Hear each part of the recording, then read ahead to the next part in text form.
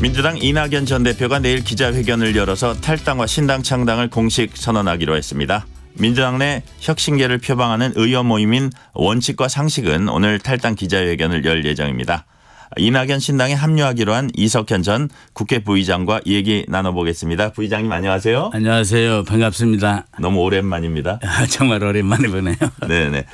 내일 기자회견 얘기하기 전에 먼저 이석현 부의장님께서 이낙연 전 대표가 주도한 신당 창당에 동참하기로 하신 이유부터 좀 설명을 드릴게요. 우선 이제 이낙연 대표하고 저하고는 서울대 법대 시절부터 평생 친구입니다. 그런데 그런 의리 너무나 이렇게 외롭게 투쟁하고 있길래 저라도 좀 가서 옆에 같이 하는 게 좋겠다 싶어서 탈당을 한 거고요. 네. 또 이제 무엇보다도 민주당이 너무 실망스러웠습니다. 제가 민주당에서 가끔 바른 말도 하고 그랬습니다마는 참 듣지 않더라고요. 그래가지고 민주당이 너무나 1인 체제로 되는 것 같고 사당화가 되는 것 같아서 그런 데 대해서 우려를 하던 터에 결단을 내린 겁니다. 사실 솔직히 말하면 저는 이제 거기서 늘 앉아서 좀 듣기 좋은 소리도 하고 그러면서 공천을 받으면 7선을 해서 국회의장이나 한번 호구조로 보면 어떨까 하는 생각이 7선이 되시는 건가요? 내년에 된다면 7선이니까. 네. 그래서 제가 이제 내심 그런 이 욕심도 있었습니다. 그런데 당이 저렇게 어그러지는 걸 보면서 내가 이런 당에서 공천받아서 국회의장 하면 뭐하나 하는 그런 자괴감이 들었어요. 그래서 그 욕심을 내려놨더니 마음이 편안해지고 용기가 생겨서 그렇게 탈당 선언하게 된 것이 없습니다. 그렇군요. 당 지도부 또는 친 이재명계 의원들은 신당 창당은 총선을 앞둔 분열이다. 그러니까 결코 해서는 안 되고 명분도 약하다. 뭐 이렇게 얘기들 하면서 사실 그 과정에서 이낙연 전 대표가 되게 막 원색적인 비난도 많이 받고 그랬는데 그런 비난들에 대해서는 어떻게 생각하세요? 그것은 먼저 그 당에서 탈당하지 않으면 안 되는 그런 상황을 만든 그런 원인을 제공한 데 대한 자성이 먼저 있어야 됩니다. 그리고 또 비난을 말씀하시는 분들은 비난하기 전에 같은 강도로 이재명 대표에게 그렇게 1인 지배 체제로 공고히 구축하는 데 대해서 당내 민주주의가 실종되고 모든 일이 이재명 대표 1인으로 사당화되는 데 대해서 비판도 뜨겁게 있었어야 돼요. 그런데 한마디 말 않고 있던 분들이 누가 탈당한다니까 거기에 대해서만 집중 포화를 퍼붓더라고요. 또 순서가 틀린 얘기입니다. 네. 이재명 대표 피습 때문에 일정을 좀 미뤘다가 결국 1월 11일 바로 내일 탈당 기자회견을 할 예정인데요. 제가 보기엔 이제 이낙연 전 대표가 주로 마이크를 잡을 것으로 보이는데 그러면 어떤 분들이 내일 탈당 행렬에 동참을 합니까? 내일은 예. 세과시하는 자리가 아니고 그냥 네네. 겸손하게 고별 인사를 하는 자리입니다. 이낙연 대표가 그러니까 그동안에 이제 민주당과 함께 하면서 이 애환이 있지 않겠습니까? 그런 것도 돌아보면서 석배를 정도 나누고 또 한편으로는 이런 말도 합디다. 민주당이 오늘날 이렇게 되기까지는 내 책임은 없었겠냐. 나도 책임이 일단 있으니 거기에 대해서 자기 성찰도 좀 하고 싶다. 그런 자리입니다. 그래서 지금 뭐 약간의 용서를 구한다 그러나 뭐 그런 성찰이요. 그러니까 이제 용서라는 표현이 적절할지는 모르겠습니다만 뭐냐면 이 당에 대해서 미안한 마음. 그런 것을 이제 표현하기 위한 자리이기 때문에 또 그 탈당 기자회견문을 본인이 직접 쓰시겠다고 돼요. 그래서 어떤 걸 담을지 모르지만 제가 볼 때는 그 탈당에 대해서 그분은 굉장히 아쉬워하는 분입니다. 제가 하나만 덧붙이면 작년 그때가 9월 말인가 10월 초인가 이 대표를 만난 적이 있어요. 만났는데 그때 이제 대화를 나누다 보니까 저런 얘기 하더라고요. 제3당이 필요한 때다. 왜냐하면 윤석열 대통령도 싫고 이재명 대표도 싫은 분들이 너무나 많은데 양극단의 혐오 정치에 고개 돌린 사람들을 위해서 하나의 선택지가 있어야 하는 거 아니냐. 그러니까 제3의 정당이 필요한데 사실은 그것이 나올 만한 때다 그런 얘기를 했어요. 저도 공감했고. 그래서 그러면 이 대표가 그런 당을 만들면 되지 않소? 그랬단 말입니다. 그랬더니 나는 정말 탈당하기 싫다.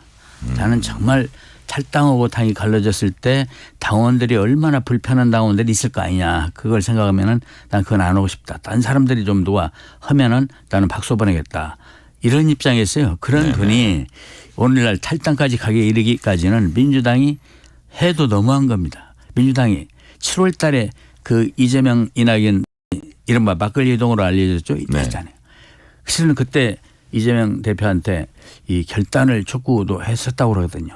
그런데 그대로 아무 말이 없었지 않습니까? 또 이 김은경 혁신위원이 거기에 대해서도 상당히 전폭적으로 전권을 준다 하길래 기대를 했었어요. 그런데 알고 보니까 아바타 혁신위원이 아니었습니까? 이와 같이 모든 것이 하나도 제대로 되는 게 없어서 야 이제는 이게 더 기대할 것이 없다. 고쳐 쓸 수 있는 당이 아니구나. 이렇게 판단하게 됐던 것입니다. 네. 그 탈당 및 신당 창당 기자회견에서 이낙연 전 대표 메시지 어떤 점 강조하실 걸로 예상하세요? 그러니까 이제 이 대표의 메시지는 이제 그 탈당하게 된 이유를 상세히 설명할 거고 양해도 구할 것이고 그런 가운데 이제 인간적인 호소도 할 것입니다. 그런데 이제 신당의 비전이랄까 신당에 대한 선언이랄까 이런 것은 그 뒤에 또 따로 기회가 있을 걸로 생각합니다. 그렇군요.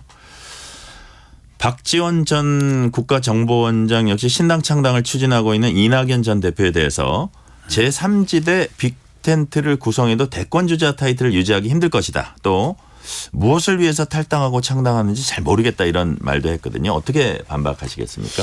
근데 그분께서는 사실은 이제 연세도 한 10년 이제 연장자시고 경륜도 있는 분이니까 제가 함부로 말은 못 하겠어요. 그런데 꼭 하고 할 얘기는 하겠습니다. 네. 그 이낙연 대표에 대해서 너무 그냥 연일 그렇게 비난을 퍼부으세요. 스토커 수준입니다. 그러면 안 되거든요. 어느 정도 그렇게 너무 그렇게 하니까 무슨 의도를 가지고 하시는 것이 아닌가 하는 의심도 하게 돼요. 근데 실은 전에 옛날 문재인 대통령 되기 전에 문재인 당대표 시절에도 연일 아침마다 문재인을 비난해 가지고 문모닝이라는 별명이 붙었지 않습니까? 아침마다 그래서요? 그랬죠. 그랬는데 대통령 되고 나니까 또 칭찬 일색이 돼요. 근데 그렇게 되면 안 되는 것이죠. 일관성이 있어야죠. 또 김대중 대통령을 아무데나 너무 갖다 붙여요. 전에 안철수 신당할 때는 안철수 씨야말로 제2의 DJ다 이렇게 얘기하지 않았습니까? 그러다 이제 또 민주당에 입당하시더니 이재명이 제2의 DJ다. 나아가서는 또 뭐라고 하냐면 이 DJ보다 낫다. 이렇게까지 말씀을 했어요.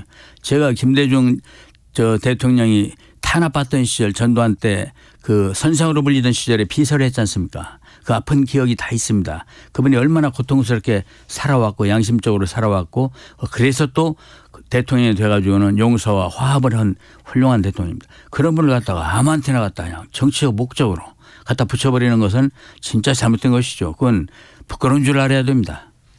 그렇군요. 탈당 이후 이제 이낙연 전 대표가 어떤 선택을 할지 이게 이제 우리가 관심이 모아지는데 이낙연 전 대표는 이른바 원칙과 상식 이 혁신계로를 표방하는 이 의원 모임 네 분이요. 예. 이분들과 아마 협력하게 될 거다라는 취지로 이제 말씀을 하셨고요. 근데 이제 그분들은 뭐 당연히 그럴 것 같다면서도 또 그 이낙연의 길과 자신들의 길이 바로 당장 같은 건 아니다. 요런 약간 예. 저 입장도 나타내고 했는데 그분들과의 어떤 연대 부분은 어떻게 될 것 같습니까? 우선 그 네 분은 굉장히 훌륭하게 살아오신 분입니다. 당내에서 얼마나 많은 사람들의 비난을 들으면서도 꿋꿋하게 바른 말을 해왔잖아요. 훌륭한 분들이어서 잘 선택하리라고 믿습니다. 그러나 그분들이 무엇을 선택하는가는 그분들에게 달려있는 일입니다. 그래서 알아서 하시겠지만 우리 바람을 얘기한다면 정말 함께하고 싶습니다. 순서가 뭐가 됐든 건 상관이 없습니다. 엊그저께 어디에서 어느 방송에서 그분들이 이낙연 신당에 합류하냐 이렇게 묻길래 제가 되물었던 적이 있습니다. 왜 합류라고 이낙연 신당으로 합류한다고 말합니까? 우리가 그쪽으로 합류할 수도 있는 것입니다. 이렇게 말했어요. 그 마음 저는 그대로입니다. 우리는 열린 마음으로 방식이 어떻게 됐든 간에 함께 한다는 데 의미를 둬야 됩니다. 왜냐하면 지금 상황이 신당이 여러 갈래가 되어버리면 그건 정말 힘을 못 받습니다. 그래서 최소한 우리가 인식을 같이 하는 지금 상황에 대해서 같이 개탄하고 걱정하는 이런 입장에 있는 사람들은 하나로 하리라고 믿고 또 그렇게 기대하고 있습니다. 최근에 이낙연 전 대표가 민주당 의원의 44%가 전과자다 이러면서 당의 도덕성 문제를 이제 제기를 했거든요. 그래서 결국은 이제 사과를 했어요. 퍼센트도 내려잡으면서 또 사과도 하고 그랬는데 그럼에도 불구하고 오랜 동료들에게 전과자 문제 제기한 게 적절했냐 이런 지적이 나오고 있어요. 예, 어저께 제가 그 이낙연 대표한테 물어봤어요. 울산 방송에서 그걸 말씀했다고 기사가 났길래. 네네. 그랬더니 전경련이 그 발표한 통계가 각 당의 전과자 통계 낸 거 있잖아요. 네네. 그걸 보고 그게 기억이 나서 그렇게 얼핏 얘기한 것이다. 계획적으로 얘기한 건 아니고 그런데 그 전과자 속에 민주화 운동하는 분들과 노동운동하는 분들이 들어있는 것을 몰랐었다. 그래서 굉장히 미안하게 생각하더라고요. 그러더니 바로 그럼 어떻게 사과를 해야 하는데 어떻게 하면 좋겠냐 물어봐요. 어떤 방식이든 언론 하시는 게 좋죠 했더니 SNS에 바로 글을 올리셨더라고요. 그래서 그분은 잘못했다 생각하면 신속하게 사과합니다. 네. 그것은 그것을 깊이 있게 깊이 있게 알아보지 않았다는 건 잘못이지만 거기에 대해서 신속하게 또 이렇게 불과 몇 시간 만에 사과했다는 것은 장점 중에 하나라고 생각합니다. 그리고 저도 민주화 운동을 해온 사람 중에 하나입니다. 네. 예, 저희 입장에서도 그렇게 사과한 데 대해서는 좀 기쁘게 생각합니다. 네네. 그 이낙연 전 대표는 양당 체제가 해결 못하는 새로운 선택지를 유권자들에게 드려야 한다 이렇게 말씀을 했거든요. 예. 그러려면 이제 제3지대로 나오는 것만으로는 안 되고 무슨 비전이라든지 정책이라든지 구체적인 게 있어야 되지 않겠습니까? 그러겠죠. 우선 이제 우리가 생각하는 것은 특권 없는 정치 특권이 너무 많아서 겸손한 정책을 생각하고 또 부패 없는 사회 네. 그리고 법치가 서 있지 않습니다. 실은. 왜냐하면 법의 잣대가 고무줄처럼 늘어났다 줄었다 해서 좀 정치적으로 영향력 있는 사람한테는 부드럽고 평범한 서민에게는 무겁습니다. 네. 그런 것이 이제 우리가 말할 수 있고 또 중요한 것은 양당제입니다. 지금 우리 사회가요. 이 복잡 다교화하고 있어요. 현대 사회가. 그럼 정치는 거기에 맞춰 나가야 됩니다. 그런데 두 당만 가지고는 그 목소리를 담아내지 못해요. 우리 사회는 이해관계도 그렇고 인식도 그렇고 굉장히 다양하거든요. 네네. 지금 양당제가 옛날에는 좋은 건 줄 알았어요. 그런데 미국과 한국을 보십시오. 국민들이 양극으로 나뉘게 됩니다. 왜냐하면 정치하는 사람들이 그렇게 조장합니다. 미국도 보세요. 하루도 조용할 일이 없어요. 오히려 우리가 복잡할 줄 알았던 다당제가 독일이나 프랑스 보십시오. 당이 여러 개 있지만은 여러 국민들 사회 각지의 목소리를 담아내고 또 이것을 수용하지만은 잘 조정하면서 지금은 그러니까 이 대리부 정치에서 타협부 정치로 가야 할 시기거든요. 그러면 다당제가 오히려 더 조정에 있어서 용이합니다. 그래서 우리는 다당제를 추구합니다. 네네. 친 이재명계 현근택 변호사가 이제 성희롱성 발언을 한 것과 관련해서 이재명 대표와 정성호 의원이 현 변호사 징계 수위를 논의하는 듯한 이런 그 문자를 주고받은 게 언론 카메라에 이제 포착이 됐거든요. 정 의원이 당원 자격 정지 공관위 컷오프 대상 이렇게 하니까 이 대표가 너무 심한 것 아닐까요? 뭐 이런 그 대화 내용이 있습니다. 예. 이에 대해 이낙연 전 대표 측은 민주당의 민주적 시스템이 작동하는지 의문이라고 지적을 했어요. 어떻게 예. 보세요? 저도 참 걱정했습니다. 그리고 민주당이 1인 정당이라는 걸 여실히 반증하는 그 내용입니다. 왜냐하면 그런 문제가 있으면 최고위원회에서 의논을 하든지 또는 공관위도 있고 저기 또 윤리심판원도 있습니다. 그런데 당대표가 계파 좌장인 의원 정성호 의원님이 그 친명 좌장 아닙니까? 그와 의논해서 형량을 결정하려고 하고 있지 않습니까? 이걸 당직 정지냐 또는 그 들어보면 거기에 공관위 어떻게 하냐 또 공관위에서 컷오프해야 되냐 이런 얘기들이 나오고 있지 않습니까? 이건 잘못된 것입니다. 이건 당대표 한 사람이 지금까지 하고 싶은 대로 해왔다는 걸 말하는 것이죠. 그리고 민주정당이기 위해서는 당내에도 삼권분립이 어느 정도 있어야 됩니다. 집행부와 또 예를 들면 중앙위원회나 당무위와 같은 그런 의결기구와 그리고 또 이 윤리심판원 같은 일종의 사법기능 비슷한 거 하는 그런 기능들에게 어느 정도 권한 분장이 돼 있어야 되는데 당헌 당규에도 불구하고 당대표 혼자서 모든 걸 결정했다는 것이 거기 여실히 드러난 겁니다. 이건 정말 잘못된 것입니다. 네. 이재명 대표가 피습당한 뒤에 부산대병원에서 응급치료를 받고요. 헬기로 네. 서울대병원 이송된 것과 관련해서 의사단체가 이 대표를 검찰에 고발했습니다. 네. 이 문제는 어떻게 판단하시는지 또 어떻게 정리돼야 한다고 보세요? 글쎄요. 저도 그 헬리콥터를 이렇게 부른 게 좀 이해가 안 가는 면이 있어요. 그리고 또 이제 부산대병원이 우리나라 그런 외상수술에 대해서 제1 능력 있는 대로 알려져 있지 않습니까? 서울대병원보다 더 능력 있는 걸로 여러 면에서 나와 있어요. 그런데 거기 유급 상황에서 왜 거기서 그렇게 의사들이 거기서 수술할 준비를 다 하고 있는데 옮겼나. 그리고 사람들이 자꾸 의혹을 제기하는데 저는 의혹 제기는 않지만 그때 헬리콥터를 불러서 이렇게 옮긴 것에 대해서 썩 적절하지는 않았다는 생각을 하고 있어요. 그래서 그 부분은 이제 알아서 이재명 대표가 그런 불행한 일을 당했는데 그런 불행에 대해서 관련한 일을 제가 말하고 싶지 않고요. 그건 뭐 아까 무슨 단체, 의사단체 뭐 알아서 잘 뭐 지역 의료 얘기하고 뭐 특혜 얘기하고 뭐 그러고 있는 것 특혜 같습니다. 얘기하고 그런 것을 저도 얼핏 읽었습니다만 그런 문제에 대해서도 잘 이렇게 처신하시기를 기대합니다. 네네.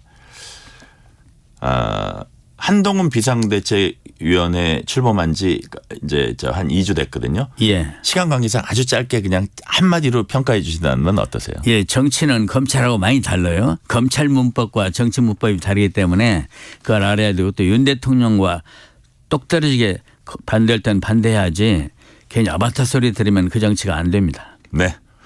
오늘은 여기까지 듣겠습니다. 이석현 전 국회 부의장이었습니다. 감사합니다. 감사합니다.